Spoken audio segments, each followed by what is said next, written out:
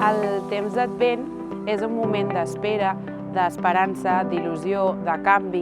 Ens preparem per l'arribada del Nadal. Com ho fem a l'escola?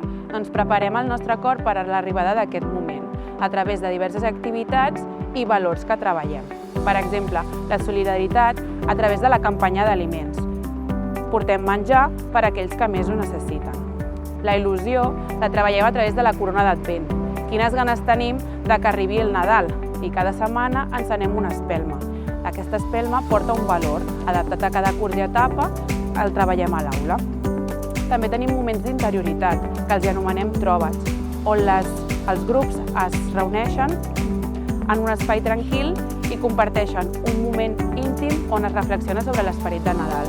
Ja sigui el naixement de Jesús protagonitzat pels alumnes de quart que viuen els nens i les nenes d'infantil, el millor regal del Nadal, que és estar amb qui més estimes, que ho fan al cicle inicial.